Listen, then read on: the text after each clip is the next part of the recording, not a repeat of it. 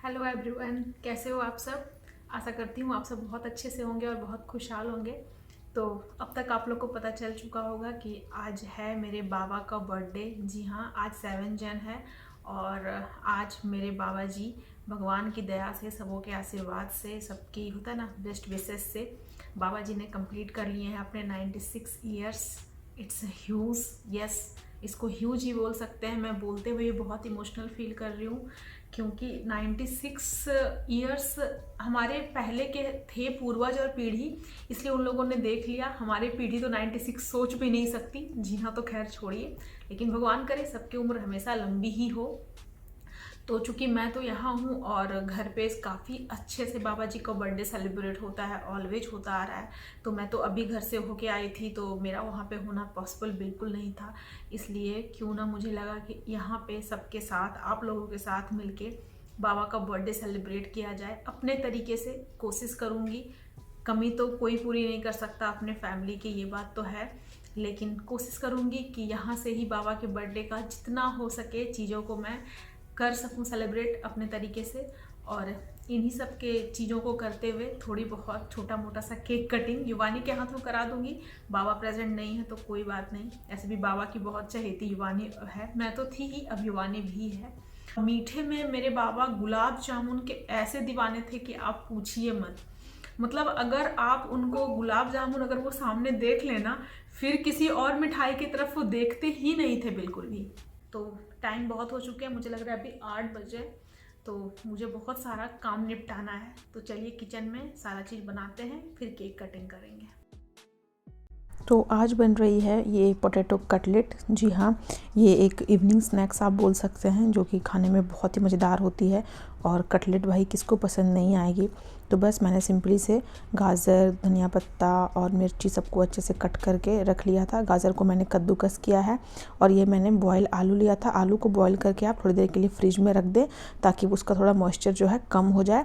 आलू को अच्छे से मैश करें और मैश करने के बाद मैंने उसमें वो कद्दूकस की हुई गाजर, प्याज, धनिया पत्ता, मिर्ची, सॉल्ट और साथ में ये भुने हुए जीरे का पाउडर। उसके बाद थोड़े से मसाले और जाएंगे इसमें, जिसमें कि होगी मिर्ची पाउडर और थोड़ा सा ही गरम मसाला। और इन सब को डालने के बाद हमें ये जो पोहा है तो है ना, जिसको आप चूड़ा भी बोलते होंगे, तो पोहे को थोड़ा सा गीला करके मैंने इसको छलनी पे छान दिया था। और अब पोहे को भी आलू में मैं मिक्स कर रही हूँ, जिससे कि हमारे जो आलू की जो मॉइस्चर है वो इतनी कम हो जाएगी कि हम कटलेट का शेप आराम से दे सकें। और साथ में मैं इसमें ऐड कर रही हूँ ये कॉर्नफ्लोर। कॉर्नफ्लोर डालने से इसका जो पोहे हमारा जो कटलेट है ना, कटलेट में थोड़ी सी क्रिस्पीनेस आ जाएगी। और अगर आपको क्रिस्पी कटलेट पसंद नहीं है तो आप कॉर्नफ्लोर को बिल्कुल स्किप भी कर सकते हैं। और बिल्कुल एक आटे के जैसा इसका एक डो बना के आप रेडी कर लें, जैसे हम आटा लगाते हैं बिल्कुल वैसा। साथ में मैंने ये लिया है ब्रेड क्रम। जी हाँ, ब्रेड क्रम आप चाहें तो ब्रेड को लेके घर पे भी बना सकते हैं, उसको ड्राई करके मिक्सी में उसका चूरा जिसको बोलते हैं वो, मतलब ब्रेड का चूरा को ही ब्रेड क्रम भी बोलते हैं। साथ में मैंने ये कटोरी में थोड़ा सा ऑयल लिया है हाथों को ग्रीस करने के लिए। तो बस अब फटाफट से स्टार्ट करते हैं अपना कटलेट को बनाना। तो कटलेट को आप अपने किसी भी मनपसंद शेप या जिस तरह के भी डिज़ाइंस आपको पसंद हो तो आप बना सकते हैं। तो एक्चुअली कैसा होता है, हमारे मन में एक चीज़ होती है कि कटलेट मतलब ऐसे ओवल शेप, क्योंकि राउंड शेप अगर हम बनाएंगे तो राउंड शेप की तो आलू की टिक्की भी होती है। तो बस कटलेट को मैंने पहले राउंड किया और उसको थोड़ा सा हाथों से दबा दबा के आप ये ओवल शेप यानी कि कटलेट के शेप में ले आए बिल्कुल अच्छे से। और साइज़ आप अपने हिसाब से बड़ी या छोटी बिल्कुल रख सकते हैं। और सबसे इम्पॉर्टेंट टिप्स यहाँ पे क्या है कि आप आलू को या तो कद्दूकस कर लें या उसको पोटैटो मैशर से बहुत अच्छे से मैश करें। आलू के खड़े बिल्कुल टुकड़े कटलेट में बिल्कुल नहीं रहने चाहिए। तो बस कटलेट को शेप देने के बाद इसको ब्रेड क्रम्ब में आप चारों तरफ से बहुत अच्छे से रोल कर दें, जिससे कि सारे ब्रेड क्रम्ब जो हैं वो कटलेट के ऊपर अच्छे से चिपक जाएँ।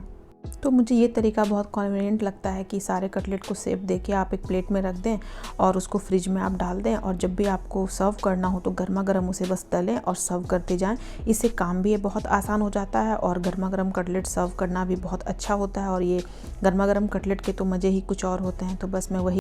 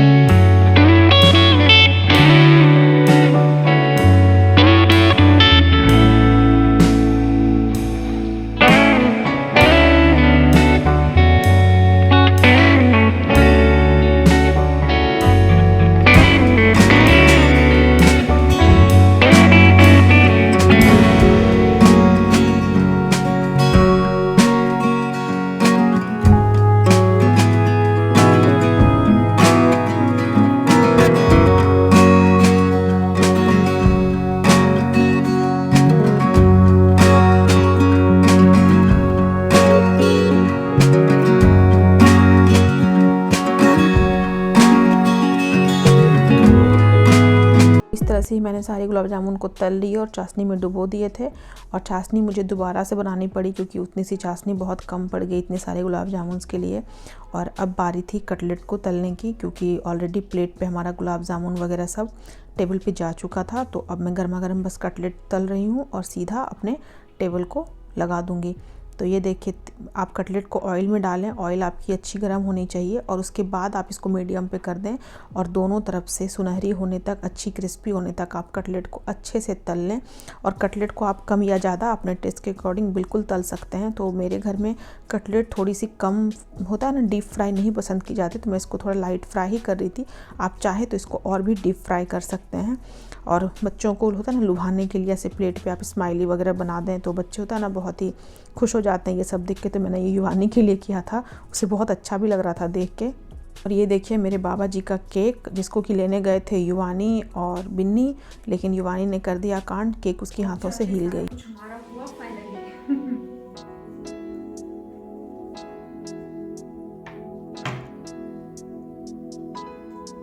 चलिए, एक प्रॉब्लम हो गई। युवानी गई थी केक लाने और केक लाने के टाइम पे इससे केक बिल्कुल हिलडुल गई, मिसप्लेस हो गई, जिससे कि थोड़ा सा